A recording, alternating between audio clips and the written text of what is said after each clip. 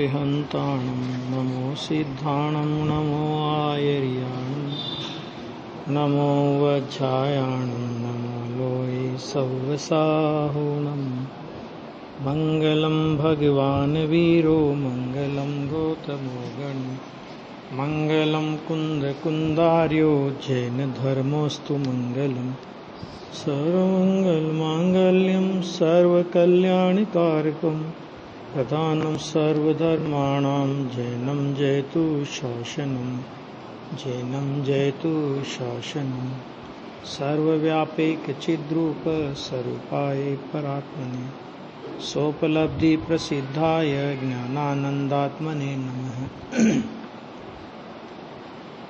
प्रवचन सार की अलिंग ग्रहण की गाथा है 172। गुरुदेव श्री के प्रवचन के आधार पर अलिंग ग्रहण के 20 बोलों की चर्चा चल रही है। उसमें जो पहला बोल था 11 नंबर के पेज में, आत्मा अतीन्द्रिय ज्ञानमय है। अब वो पहले बोल का सार संक्षेप आचार्य गुरुदेव श्री फरमाते यहाँ पे कि इस पहले बोल में अलिंग ग्रहण का अर्थ इस प्रकार है। अ माने नहीं, लिंग माने इंद्रियां, ग्रहण माने जानना। अलिंग ग्रहण ये शब्द है ना, तो इसका ये अर्थ किया उन्होंने। अर्थात आत्मा को इंद्रियां द्वारा ज्ञान नहीं होता, अतः अलिंग ग्रहण है। अतः आत्मा अतीन्द्रिय ज्ञानमय है, ऐसे भाव की प्राप्ति होती है। ये चर्चा हुई थी। अतीन्द्रिय ज्ञानमय अर्थात इंद्रिय और मन रहित है, ऐसा निर्णय होता है। किस अर्थ को जानने से कि आत्मा का जो यह अलिंग ग्रहण का जो पहला बोल है, इस पहले बोल में भगवान आत्मा अतीन्द्रिय ज्ञानमय है। इस अतीन्द्रिय ज्ञानमय में से यह अर्थ निकलता है कि भगवान आत्मा इंद्रिय और मन से रहित है। यह निर्णय इस बोल को समझने से होता है। तो प्रश्न है कि कब होता है ये निर्णय? केवल ज्ञान होएगा तब होएगा ना। तो कहते हैं केवल ज्ञान होने के बाद प्रश्न उठा रहे हैं, गुरुदेव खुद प्रश्न उठा रहे हैं, कब होगा ये निर्णय? केवल ज्ञान होने के बाद होगा ना? तो कहते हैं कि नहीं, केवल ज्ञानी तो अतीन्द्रिय ज्ञानमय ही है। उनकी तो सोचने की जरूरत नहीं है, उनके बारे में तो सोचने की जरूरत नहीं है कि वहां भी इंद्रियों का व्यापार होगा। वो बताने के लिए थोड़ी बात करी है। परंतु छद्मस्त जीव छद्मस्त दशा में भी इंद्रियों द्वारा नहीं जानता है। इस प्रकार होने पर भी मैं इंद्रियों से जानता हूं, ऐसा अज्ञानी अज्ञान के कारण मानता है, और यह मान्यता संसार है। बराबर है, क्योंकि जैसा नहीं है वैसा माने। संसार में क्या, संसार का मतलब क्या हुआ? भटकने का मतलब क्या हुआ? कि जैसा नहीं है वैसा मानोगे तो। अतः जो इंद्रियों पर से मतलब इंद्रियों से लक्ष्य हटाकर ज्ञायक स्वभाव का लक्ष्य करे, उसे यथार्थ अतीन्द्रिय ज्ञान की प्राप्ति स्वयं में होती है। देखो, स्वभाव तो अतीन्द्रिय ज्ञानमय है। अज्ञानी माने तो भी अतीन्द्रिय ज्ञानमय है, और नहीं माने तो भी अतीन्द्रिय ज्ञानमय है तो वैसा ही। लेकिन जो उस अतीन्द्रिय ज्ञानमय स्वभाव का लक्ष्य करता है, इंद्रियों से ज्ञान होता है, इस विपरीत मान्यता का त्याग करके अतीन्द्रिय ज्ञान स्वभाव भगवान आत्मा का लक्ष्य करता है, तो उसे यथार्थ में अतीन्द्रिय ज्ञान की प्राप्ति स्वयं में हो जाती है। मतलब पर्याय में भी वो अतीन्द्रिय ज्ञान का परिणमन आ जाता है। फिर एक और प्रश्न उठा करके, और उसके बाद वो दूसरे बोल पर आ रहे हैं। देखो कि जो स्व को जानता है वही देवशास्त्र गुरु को यथार्थ जानता है। ये सब जगह ये शर्त है। समझ में आ गया ना? और शायद अभी कुछ दिन पहले मैंने बताया था, समय सार के 60 नंबर के कलश में तो यहां तक आचार्य ने लिया कि सब्जी और नमक, पानी और उष्णता, कि इसका भी यथार्थ ज्ञान किसे होता है? कि इसका भी यथार्थ ज्ञान स्वरूपग्राही ज्ञानी को, स्वरूपग्राही ज्ञान जिसको प्रकट हुआ, ऐसे ज्ञानी को होता है। क्योंकि वो अज्ञानी तो सब्जी को ही खारी मानता है, अज्ञानी तो पानी को ही गर्म मानता है ना। भेद ज्ञान करना था वहां पे, वो नहीं करता है। तो देखो यहां पे प्रश्न उठाया बहुत अच्छा कि इस प्रकार स्वतंत्र मानने से एक दूसरे की कोई सहायता नहीं लेगा। तो आपको सब जगह स्वतंत्रता स्वतंत्रता स्वतंत्रता, निरपेक्ष निरपेक्ष निरपेक्ष, तो फिर कोई एक दूसरे की सहायता लेगा ही नहीं, है ना, शुष्क हो जाएगा। और देव शास्त्र गुरु को नहीं मानेगा तो देखो, एक बहुत अच्छी बात आपको बताऊं, मतलब अभी इस स्वाध्याय में आने से पहले गुरुदेव श्री की जो विक्रम संवत 2013 की यात्रा हुई थी सम्मेद शिखर की यात्रा के बहाने वो पूरे देश में उन्होंने यात्रा की थी उस समय, है ना, काफी लंबी यात्रा हुई थी, करीब वो 4-5 महीने की शायद यात्रा थी। और उस यात्रा का वर्णन अभी मैं पढ़ रहा हूं, इसका हिंदी ट्रांसलेशन अभी हुआ है, वो किताब आ रही है। मैंने ऐसा लगता है कि सचमुच जिन लोगों को ये भ्रम है कि ये वस्तु स्वतंत्रता की बात समझने वाले तो देवशास्त्र गुरु को मानेंगे नहीं, शुष्क हो जाएंगे, वो किताब अगर एक बार पढ़ ले, उस यात्रा गुरुदेव की उस यात्रा का विवरण अगर एक बार पढ़ ले कोई आदमी, तो उसे लगेगा, क्योंकि साधक और साध्य मैंने जो देखो, तीर्थ क्षेत्र की यात्रा पर ज्ञानी जाते हैं, अपन तो क्या जाते हैं, पहाड़ पर सिर पटकने जाते हैं, अपन तो कुछ नहीं करते, सच बात तो ये है, पहाड़ पर सिर ही पटकते अपन लोग, कुछ नहीं करते हो, क्योंकि न अपने को साध्य दशा का पता है और न साधक दशा का पता है। और ज्ञानियों को क्या है कि साधक दशा अंतरंग में परिणमित हुई है और अति अल्प काल में वो साध्य दशा प्रकट होने वाली है कि जो साध्य दशा प्राप्त करके अनंत जीव वहां से गए हैं, है ना। उन एक एक तीर्थ पर गुरुदेव श्री को कैसी भक्ति के भाव उछलते थे और कैसे उद्गार व्यक्त होते थे। बहन श्री बहन को ये हरि भाई ने अपनी कलम से लिखा, हरि भाई माने एक प्रामाणिक व्यक्ति गुरुदेव के संबंध में, है ना, वो लिखा, वो पढ़े तो पता लगे कि सच्ची भक्ति ही ज्ञानी को उछलती है, अज्ञानी को काय की भक्ति होती है, क्योंकि पता ही नहीं ना किसकी पूजा कर रहा हूं, किसकी भक्ति कर रहा हूं। अज्ञानी को पता किधर है, देवशास्त्र गुरु का आत्मा को जाने तो देवशास्त्र गुरु को जाने, सच्ची। तो ये तो दिमाग से शंका निर्मूल कर देने जैसी है, समझ में आ गया। और इतनी भक्ति उछलने के बाद भी जब प्रवचन में बैठते हैं तो बहुत भक्ति करने के बाद भी कहते हैं कि भाई ये सब है, लेकिन इसकी मर्यादा शुभ राग तक है। बस बात पूरी हो गई भाई। देखो यहां पे भी वो उत्तर दे रहे हैं, भाई ये सब तेरी भ्रमणा है। क्या भ्रमणा? कि साहब ऐसी स्वतंत्रता की बात समझेंगे तो देवशास्त्र गुरु का किसी को बहुमान, अरे जिसने ऐसी स्वतंत्रता की बात समझी सच में उसी को बहुमान आएगा, है ना। कि जो देवशास्त्र गुरु ये कहते हो, विश्व में कोई देवशास्त्र गुरु ऐसा ढूंढ करके लाओ कि जो देवशास्त्र गुरु ये कहते हो कि अगर हमारी ओर भी तेरा लक्ष्य जाएगा तो तेरी दुर्गति होगी। बोलो, ये कोई वीतरागी देव के अलावा कोई कह सकता है? कह सकता है कोई? है?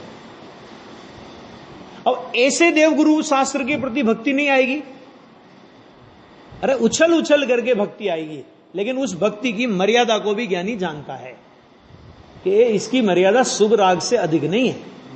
बराबर है? ये भ्रमणा है।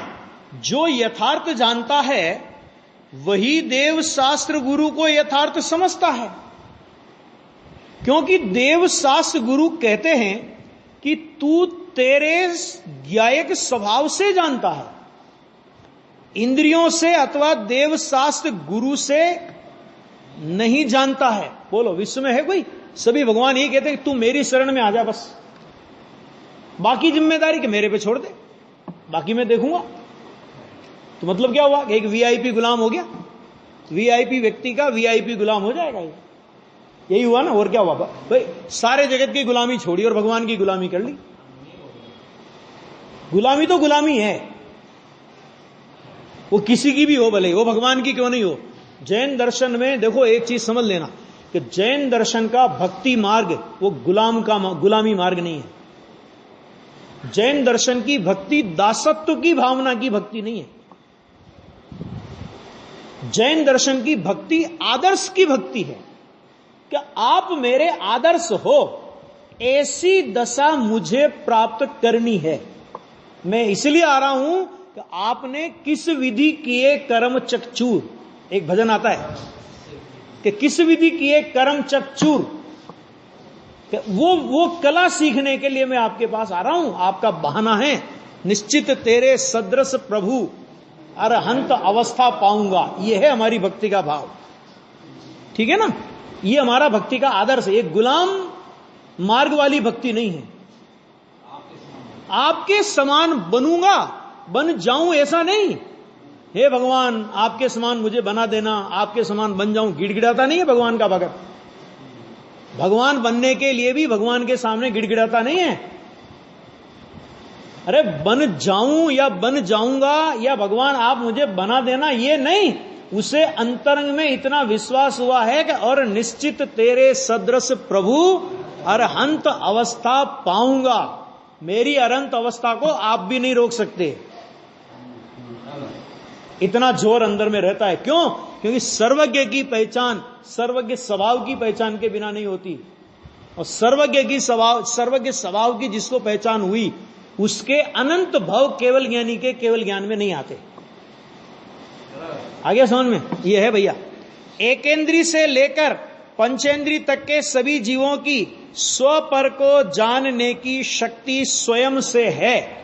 इस प्रकार जो अपने ज्ञान स्वभाव को यथार्थ जानता है, वही जीव पर को यथार्थ जानता है।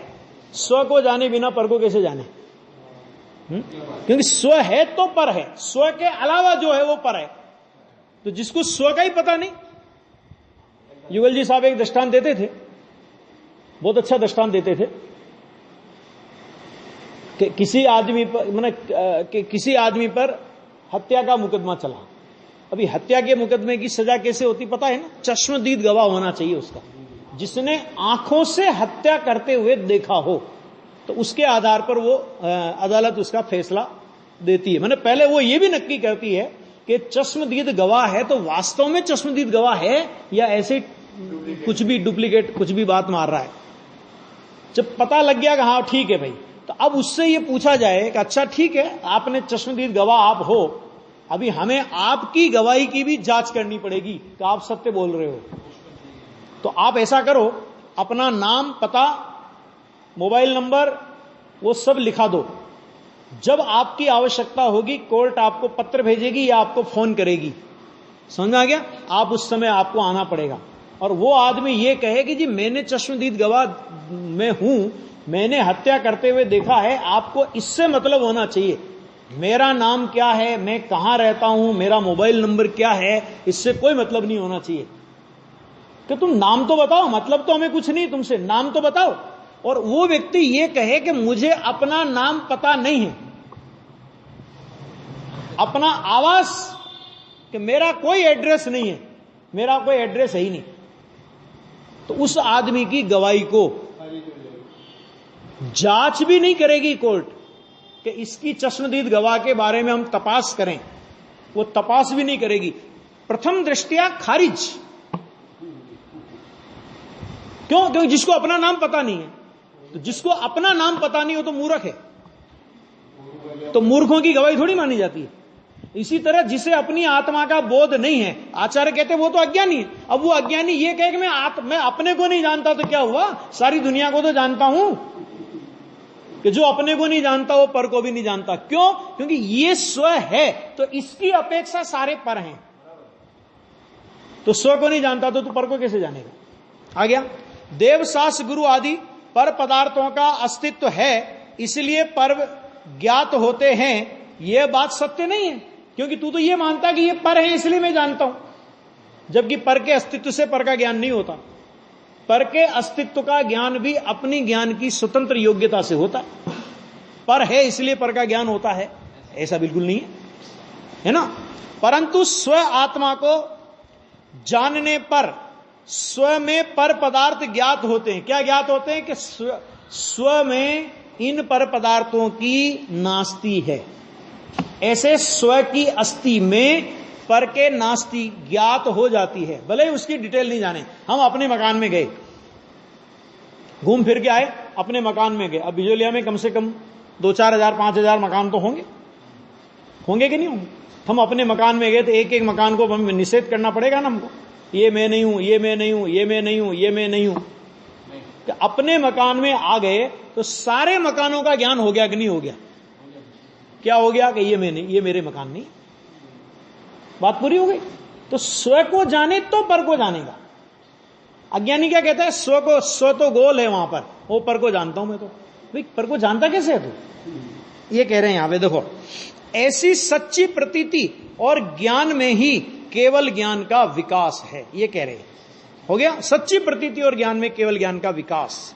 देवशास्त्र गुरु पर हैं, उन्हें मानना यथार्थ कब कहा जाए? एक एक बिंदु पे विचार करो।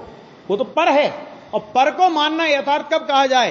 कि देव गुरु शास्त्र और इंद्रियां पर है, उनसे मैं नहीं जानता हूं, परंतु स्वयं को जानने में, पर भी जानने में आ जाता है। क्या आ जाता है? कि ये पर मैं नहीं हूं, ये पर मैं नहीं हूं। अरे एक अपनी अस्थि में पूरे विश्व की नास्ति आ गई कि इस आत्मा के अलावा का पूरा विश्व में नहीं हूं। बोलो जान लिया कि नहीं जान लिया उसने पूरा विश्व में? भाई सारे विश्व का डिटेल जान करके भी आपको क्या जानना था? आचार्य कहते हैं, ये बताओ कि सारे विश्व का विस्तार से जानने के बाद भी आखिर में तो यही जानना था ना कि ये मैं नहीं हूं, है ना? अब किसी ने डिटेल नहीं जाना, एक एक का डिटेल नहीं जाना, लेकिन जान लिया ना कि ये मैं नहीं हूं। बात इतना, भाई डिटेल जान करके भी यही जानना था कि ये मैं नहीं हूं। और अपने को मात्र जानना ही नहीं है, अपने को जानना भी है, मानना भी है, और अपने में स्थिरता भी करनी है। 3 बातें हो गई ना, जानना, मानना और स्थिरता। और पर को मात्र जानना, जानना माने क्या? कि ये मैं नहीं हूं, ये जानना पर को जानना है। तुम डिटेल जानो कि नहीं जानो, उससे कोई फर्क नहीं पड़ता, उसकी आवश्यकता भी नहीं है। ज्ञान का विकास हो तो जानने में आ जावे, नहीं जानने में आवे, सारे पर जानने में नहीं आवे, तो भी सम्यक दर्शन या केवल ज्ञान रुकेगा नहीं। केवल ज्ञान होने के बाद जानने में आ जाएंगे। लेकिन अगर आत्मा में ये मैं हूं, इस तरह स्व के ज्ञान पूर्वक श्रद्धान और लीनता नहीं हुई तो सम्यक दर्शन का उदय भी नहीं होगा। आ रही बात समझ में, है ना? बहुत गंभीर बात है, वो सामान्य बात नहीं है, बहुत गंभीर बात है। इस प्रकार निर्णय करे तो उस जीव ने देव शास्त्र गुरु को यथार्थ माना और जाना कहलाता है।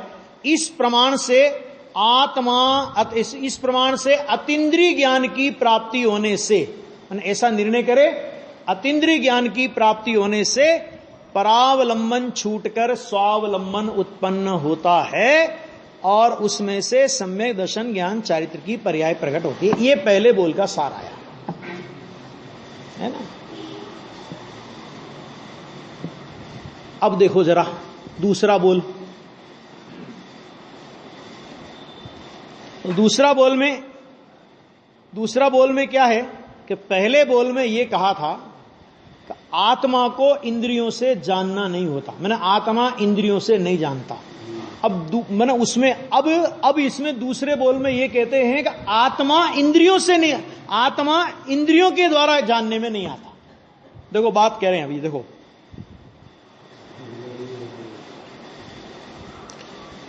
ग्राह्य, अब पहले लिया था आत्मा को ज्ञायक, अब यहां लिया आत्मा गेय। आत्मा गेय भी है ना, तो ग्राह्य माने गेय। आत्मा कैसा है कि गेय है, माने जानने योग्य है, जानने में आने योग्य है। गेय किसे कहते हैं? जिसे जाना जाए। ज्ञायक किसे कहते हैं? जो जानता है उसको बोलते हैं ज्ञायक। आ गया? और जिसे जाना जाए, माने जो जानने में आवे तो उसे बोलते हैं गेय। तो यहां पर अब आत्मा को गेय बताते हैं कि ग्राह्य माने गेय। आत्मा कैसा है कि गेय है। कैसा गेय है कि जिसका लिंगों के द्वारा, अब यहां लिंगों का मतलब हो गया इंद्रियों के द्वारा,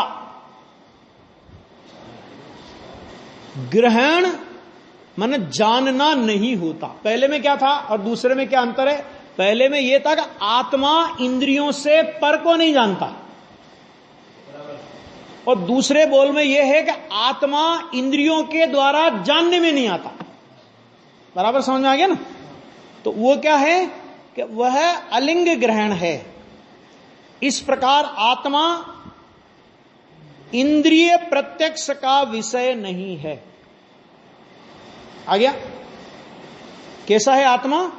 कि इंद्रिय प्रत्यक्ष का विषय नहीं है। माने इंद्रिय प्रत्यक्ष से जान लेवे, आंख से आत्मा को जान लेवे, कान से आत्मा को जान लेवे, नाक से आत्मा को सूंघ करके जान लेवे। ख्याल में आ गया कि नहीं आ गया? कि देखो साहब ये मैंने तो ये देखो ये मुर्दा है, क्योंकि इसमें से आत्मा कैसे जाना कि हमने सूंघ करके जान लिया ना कि इसमें से बदबू आने लगी। अब कि सूंघ करके आत्मा को जान लेवे, है ना? इस तरह आत्मा को जानना नहीं होता है। इस अर्थ की प्राप्ति होती है। बहुत गंभीर विषय है, सामान्य विषय नहीं है। लगे ऐसा अपने को, ये तो सुनी हुई बातें हैं, रोज रोज वही बातें चलती है, कोई बात तो दूसरी तो है नहीं, है ना? ये सबसे बड़ा अवरोधक कारण है मार्ग की प्राप्ति का। ख्याल में है? हाँ, निबट जाएगा उसमें। अरे सुनिए, रोज ही यही बात है, वो तो आत्मा है, रोज आत्मा की बात, और कोई बात ही नहीं, और कोई बात नहीं। पंडित टोडरमल जी ने लिखा, अहो मुझे तो इन बातों की खबर ही नहीं थी, मैं तो भ्रम से भूलकर प्राप्त पर्याय में तन्मय हुआ। आया? मुझे तो गुरुदेव श्री ने उसमें प्रवचन किया तो लिखा कि कोई बात तुम्हारे ज्ञान में हो, तो मोक्ष महाप्रकाश प्रकाशक का तीसरा भाग पढ़ लेना। इस अंश का जो प्रवचन गुरुदेव का है, उसमें लिखा उन्होंने कि कोई बात तुम्हारे ज्ञान में हो और वो बात फिर से आवे, और अगर हमें ये लगे ठीक है ये तो हम भी जानते थे, तुमने ठीक है थोड़ा स्पष्ट किया है, ये तो हमें ख्याल में था, गुरुदेव कहते अपात्र है, नहीं होगा। क्यों?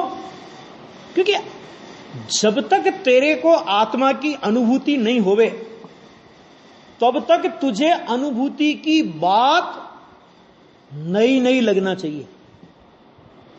वाह वाह वाह, ऐसा नई नई लगना चाहिए। और अनुभूति हो जावे तो अनुभूति में आनंद आया कि नहीं आया? आया।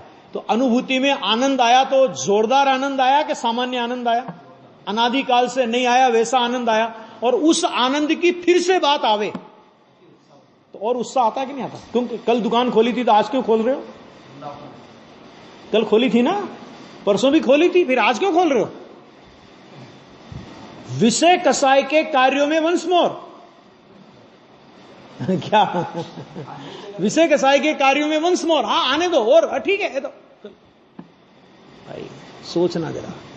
अब देखो, आत्मा इंद्रियों से ज्ञात होने योग्य नहीं है, ये दूसरा बोल लेते हैं। अब दूसरे बोल में आत्मा इंद्रियों से ज्ञात होने योग्य नहीं है ऐसा कहते हैं। आत्मा इंद्रियों से स्व तथा पर को नहीं जानता, परंतु स्वयं से स्व तथा स्व पर को जानता है, ऐसा पहले बोल में कह करके आए हैं। आए कि नहीं आए? है ना? अब इस दूसरे बोल में कहते हैं कि प्रमेय ऐसा आत्मा, प्रमेय, प्रमेय माने किसी न किसी ज्ञान का विषय हो। प्रमेय, प्रमेय गुण की परिभाषा क्या है? प्रमेयत्व गुण की, किसी न किसी ज्ञान का विषय हो। ठीक है, तो आत्मा में प्रमेयत्व गुण है कि नहीं? तो आत्मा किसी न किसी ज्ञान का विषय हो, मतलब अपने ज्ञान का विषय नहीं हो, किसी न किसी ज्ञान का विषय हो। अरे अपने ज्ञान का तो विषय होता ही है, क्योंकि अपने में प्रमेयत्व गुण है, अपने ज्ञान का विषय भी हो रहा है और अनंत सर्वज्ञ परमात्माओं के ज्ञान का विषय भी हो रहा है। ज्ञानी आत्मा को जानते हैं, अनंत ज्ञानी जो जगत में हैं कि वे आत्मा को जानते हैं, अपने अपने ज्ञान का विषय भी आत्मा होता है। तो कहते हैं प्रमेय ऐसा आत्मा इंद्रियों से ज्ञात हो ऐसा नहीं है, माने ज्ञात होता है लेकिन इंद्रियों से ज्ञात हो कि ऐसा नहीं। पहले में क्या था कि आत्मा इंद्रियों से पर को जाने अथवा स्व को भी जाने, माना आत्मा इंद्रियों से जानता नहीं है। अब दूसरे में कह रहे इंद्रियों से जानने में नहीं आता है, प्रमेय है, आत्मा में प्रमेय नाम का गुण पड़ा है। परिणम्य परिणामकत्व नाम की एक शक्ति है, 14 या 15 नंबर की शक्ति है 47 शक्तियों में, परिणम्य परिणामकत्व नाम की शक्ति है ना। मैंने अपने को जाने और पर को जाने, मैंने जानने की शक्ति और ज्ञान में जन्माने की, मैंने ज्ञात होने की शक्ति, ये अखंड शक्ति भगवान आत्मा के अंदर एक ऐसी शक्ति है। देखो अब इस दूसरे बोल में अलिंग ग्रहण का अर्थ इस प्रकार है, अ माने नहीं, लिंग माने मात्र इंद्रियों से, ग्रहण माने जानना। ठीक, अलिंग ग्रहण अलग अलग। देखो ये एक शब्द है ना, इस एक शब्द में से कितने कितने अर्थ निकालेंगे। अ माने नहीं, ये अर्थ तो सब में कॉमन निकलेगा, लेकिन लिंग माने चिन्ह का अर्थ बदल जाएगा। लिंग माने यहां पर होएगा मात्र इंद्रियों से, और ग्रहण माने जानना, माने आत्मा मात्र इंद्रियों से ज्ञात होने योग्य नहीं है। आ गया, इंद्रियों से ज्ञात होने योग्य नहीं, अर्थात आत्मा अपने ज्ञान स्वभाव से, क्या है, ज्ञान स्वभाव से ज्ञात होने योग्य है। तुझे आत्मा को जानना है ना, कि आत्मा को जानना है तो इंद्रियों के व्यापार से, इंद्रियों की ओर के व्यापार से तेरे को आत्मा जानने में आएगा, ऐसा नहीं है। आत्मा जानेगा भी नहीं इंद्रियों से, और आत्मा इंद्रियों से जानने में भी नहीं आएगा। तो देखो नंबर 1, पॉइंट नंबर 1, आत्मा ज्ञान में ज्ञात ही नहीं होता, इस प्रकार की कुछ जीवों की मान्यता है। देखो ये विषय चला है नियम सार में, नियम सार में ये विषय चला शुद्धोपयोग अधिकार में। हालांकि मतार्थ की अपेक्षा से, किसी अपेक्षा से, व्यवहार निर्णय की प्रधानता और अन्य मतियों की अपेक्षा से वो विषय अपने जिनागम में भी आया है, लेकिन वहां पर यह विषय चला कि दर्शन स्व प्रकाशक है और ज्ञान पर प्रकाशक है। दर्शन स्व प्रकाशक है और ज्ञान पर प्रकाशक है, वहां चला विषय चला, उसका खंडन किया फिर आचार्य देव ने। ठीक है, दर्शन आत्मा को जानता है और ज्ञान पर को जानता है। ज्ञान आत्मा को नहीं जानता और दर्शन पर को नहीं जानता। यह विषय बहुत चला और इसका बहुत जबरदस्त तरीके से आचार्य देव ने खंडन किया कि यदि ऐसी तेरी मान्यता है तो तू जड़मती है। ऐसी बहुत सारी बातें हैं। तो यहां पर तो ये कह रहे हैं कि ज्ञान में ज्ञात ही नहीं होता आत्मा, माने आत्मा को अपना ज्ञान नहीं जानता, दूसरों का ज्ञान जानेगा, क्योंकि दूसरों के लिए तो हम पर हो गए ना, लेकिन अपना ज्ञान अपने को नहीं जानेगा, ऐसी कुछ लोगों की मान्यता है। तो कहते हैं कि वह मान्यता इस दूसरे बोल से गलत सिद्ध होती है। क्यों होती है? क्योंकि आत्मा में भी प्रमेयत्व गुण है। 6 सामान्य गुण है ना, आत्मा में भी क्यों कह रहे हैं कि अन्य में तो है ही, पुद्गल धर्म अधर्म आकाश काल में भी है, और आत्मा में भी प्रमेयत्व गुण है। और प्रमेयत्व गुण न माने, प्रमेयत्व माने क्या मतलब कि किसी न किसी ज्ञान के विषय होना, ऐसा गुण यदि आप नहीं मानते हो तो गुणी अर्थात आत्मा के नाश का प्रसंग आता है। क्यों? क्योंकि एक गुण का निषेध किया, तो जब एक गुण का निषेध किया तो वो किस गुण का निषेध नहीं करेगा? एक गुण का निषेध करने में अनंत गुणों का निषेध होता है, और अनंत गुणों के निषेध में गुणी ऐसा जो भगवान आत्मा है, उस गुणी भगवान आत्मा का भी निषेध हो जाता है। आगे समझ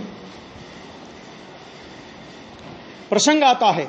अतः यह मान्यता गलत है। प्रमेयत्व गुण के कारण आत्मा ज्ञान में ज्ञात होता है, ऐसा यह प्रमेय पदार्थ है। प्रमेय माने ज्ञेय। और इसलिए समय सार की 17-18 नंबर की गाथा में जो अनुभूति स्वरूप भगवान आत्मा आबाल गोपाल सबको सदा स्वयं लिखा, नहीं लिखा? किस आधार पे लिखा आचार्य देव ने? वो कि प्रमेय तो गुण है और तेरी ज्ञान की पर्याय स्वपर प्रकाशक है, पर स्व प्रकाशक नहीं। स्वपर प्रकाशक माने जानने की शुरुआत अपने से ही नहीं हो गई, दूसरों को जानने गया। क्या? अपने को जानने की शुरुआत ही नहीं और दूसरों को जानने गया कि कहां से लाया? स्वपर प्रकाशक है। आत्मा का स्वभाव स्वपर, ज्ञान आत्मा की पर्याय का, ज्ञान की पर्याय का स्वभाव स्वपर प्रकाशक है। तो स्व प्रकाशन में, उस ज्ञान की पर्याय में आबाल गोपाल सबको आत्मा जानने में आ रहा है। आचार्य भगवान ने अनुभव मैंने जानना, आत्मा जानने में आ रहा है, लेकिन आत्मा जानने में आ रहा है ऐसा ये मान नहीं रहा। क्यों? क्योंकि उसी ज्ञान की पर्याय में, जिस ज्ञान की पर्याय में आत्मा जानने में आ रहा है, उसी ज्ञान की पर्याय में अनेक पर गेय संबंधी गेयाकार भी बनते हैं ना। स्वपर प्रकाशक है ना, तो गेयाकार बनते हैं। तो अज्ञानी का रस, अज्ञानी की रुचि, अज्ञानी का लक्ष्य अनादिकाल से पराश्रित होने की वजह से ज्ञान की पर्याय में प्रतिबिंबित होने वाले उन पर गेयाकारों की ओर तो लक्ष्य देता है, लेकिन उसी ज्ञान की पर्याय में भगवान आत्मा प्रसिद्ध हो रहा है, उसकी ओर लक्ष्य नहीं देता। अरे आत्मा का निषेध करे उसमें भी आत्मा का जानना सिद्ध हो रहा है। मुझे आत्मा जानने में नहीं आ रहा, कोई ये कहे, कोई ये कहे, क्या कहे? कि मुझे आत्मा जानने में नहीं आ रहा, कि इसमें भी आत्मा का जानना सिद्ध हो गया कि ये किसे जानने में आ रहा है कि मुझे आत्मा जानने में नहीं आ रहा। तुझे ये तो जानने में आ रहा है ना, क्या? कि मुझे आत्मा जानने में नहीं आ रहा, ये तुझे जानने में आ रहा है कि नहीं आ रहा, ये बता। हो गया, आत्मा जानना सिद्ध हो गया, इसी का नाम आत्मा है। निषेध कर ही नहीं सकता। जलता हुआ दीपक, दीपक के प्रकाशक पने को ही प्रसिद्ध करता है, घटपटादि को नहीं। और घटपटादि भी दीपक के प्रकाशक स्वभाव को ही प्रसिद्ध कर रहे हैं, घटपटादि को नहीं। बोलो, घटपटादि झलक रहे हैं ना, तो इसका मतलब वो घटपटादि दिख रहे हैं ना, तो वो क्या सिद्ध कर रहे हैं कि इस कमरे में दीपक जल रहा है, लाइट जल रही है। लाइट की प्रसिद्धि होती है जिसके प्रकाश में ये सब प्रकाशित हो रहे हैं। आश्चर्य की बात यह कि उसी प्रकाश का निषेध कर रहा है। अपने से कोई एक अपना अंधेरा कमरा, बहुत अपना गोदाम हो, गोदाम, और उस गोदाम में 2-3 ट्यूबलाइटें जली, और अपने से कोई कहा जाए कि भाई जाओ उस गोदाम में जाओ और उस गोदाम में जो जो चीज है, समझ में आ गया कि एक एक चीज की लिस्ट बना के आना। अगर एक झाड़ू का तिनका भी पड़ा हो तो वो भी हमें लिस्ट में चाहिए। ठीक, अपने को भेजे लिस्ट बनाने के लिए, अपन किस किस की लिस्ट बनाएंगे? लाइट के अलावा सबकी लिस्ट बनाएंगे। क्या कहें कि ये सब तुमने, हाँ ट्यूबलाइट, ये तुमने कैसे? अरे ट्यूबलाइट लिखी क्यों नहीं? जिसके प्रकाश में ये सब प्रकाशित हुए उसी को भूल गया। ये गलती हो रही है, और वो किसके प्रकाश में है ना? ये गलती अपन लोग कर रहे हैं, उस अज्ञानी की बात थोड़ी, अपन लोग कर रहे हैं ऐसी गलती। आया, देखो भैया, आत्मा, नंबर 2 पॉइंट, आत्मा इंद्रियों से ज्ञात हो ऐसी कुछ जीवों की मान्यता है। तो वो क्या करते हैं? आत्मा को जानने के लिए इंद्रियों की पुष्टि करते, मान्यता है। वह भी इससे माने दूसरे बोल से गलत सिद्ध होती है, क्योंकि आत्मा अपने ज्ञान स्वभाव से ज्ञात होने योग्य है, परंतु इंद्रियों से ज्ञात होने योग्य नहीं है। ज्ञान स्वभाव आत्मा का है, इंद्रियों का नहीं है। कितना स्पष्ट है? अब देखो, अब जो बहुत प्रश्न उठ रहे हैं, बहुत खतरनाक प्रश्न है। और खतरनाक इसलिए नहीं है कि कुंद कुंद आचार्य जब 390 से 404 गाथा समय सार की लिखते हैं, 15 गाथा लगातार लिखते हैं ना, तो वह पहली गाथा कौन सी वहां पे? रे शास्त्र है नहीं ज्ञान, क्योंकि शास्त्र कुछ जाने नहीं, इस हेतु से है ज्ञान अन्य, अरु शास्त्र अन्य प्रभु कहे। बाद में स्पर्श ज्ञान नहीं है, रस ज्ञान नहीं है, वर्ण ज्ञान नहीं है, गंध ज्ञान नहीं है, धर्म ज्ञान नहीं है, अधर्म ज्ञान नहीं है, आकाश ज्ञान नहीं है, काल ज्ञान नहीं है, ये ज्ञान नहीं है, वो ज्ञान नहीं है, ये सब बातें तो की, लेकिन पहले नंबर में उन्होंने लिखा रे शास्त्र है नहीं ज्ञान, क्योंकि शास्त्र कुछ जाने नहीं। बस एक सीधी सी बात कि यह ज्ञान नहीं है। क्यों नहीं है? कि ये कुछ जानता है क्या? तो जब ये कुछ नहीं जानता, तो इससे मुझे ज्ञान हो, ये बात कहां रही? और ये बात कहने के लिए अमृत कुंद कुंद आचार्य जैसे समर्थ दिगंबर संत ने 15 गाथाओं में जिनेंद्र भगवान ऐसा कहते हैं। 15 गाथाओं में पूरी जिनेंद्र भगवान की साक्षी दी है। क्यों? क्योंकि वो जानते थे कि जब हम ये कहेंगे कि शास्त्र ज्ञान नहीं है, तो सारी समाज उछलेगी। क्यों? क्यों? हम तो मानते इसमें से, अरे भाई साहब, हाँ, हम तो अरे भाई ये है वस्तु स्वरूप, क्योंकि शास्त्र ये कह रहे हैं कि शास्त्र ज्ञान नहीं है। ये किसमें लिखी बात? ये बात किसमें लिखी? समय सार में लिखी ना। तो किसने कही ये बात? समय सार ने कही। अब समय सार कह रहा है शास्त्र में ज्ञान नहीं है, और अज्ञानी मानता है शास्त्र के बिना ज्ञान नहीं है। अब बोलो वो समय सार को मानता है कि नहीं मानता? कुंद कुंद आचार्य को मानता है कि नहीं मानता? अमृतचंद्र आचार्य को मानता है कि नहीं मानता? अरे कुंद कुंद और अमृतचंद्र जिनेंद्र भगवान की साक्षी इस बात के लिए दे रहे हैं, गवाही के रूप में जिनेंद्र परमात्मा को खड़ा कर रहे हैं। उन जिनेंद्र परमात्मा को मानता है कि नहीं मानता? नक्की तो करो। ये प्रश्न उठाया बहुत जबरदस्त। देखो, भगवान की वाणी, प्रश्न कहां से उठा? दिव्य ध्वनि अथवा शास्त्र न सुने वह आत्मा को किस प्रकार जान सके? प्रश्न कर रहा है बीसी से।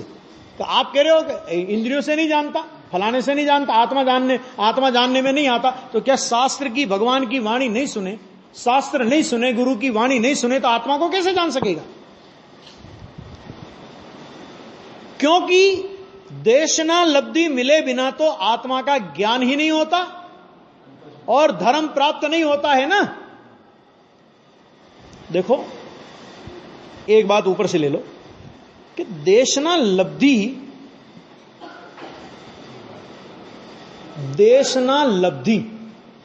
लब्धि माने होती है प्राप्ति। लब्धि का मतलब समझे ना, प्राप्ति होती है। तो देशना लब्धि देशना में होती है कि आत्मा में होती है? होती तो आत्मा में होती है ना। देशना की प्राप्ति, तो प्राप्ति कौन करेगा? लब्धि। उस देशना लब्धि को प्राप्त तो किसने किया? आत्मा ने प्राप्त किया। ये देशना लब्धि किसे मानता है? तो उपदेश आया, वो उपदेश तो देशना है, लब्धि तो आत्मा को होती है। उपदेश देशना लब्धि नहीं है, उपदेश है देशना।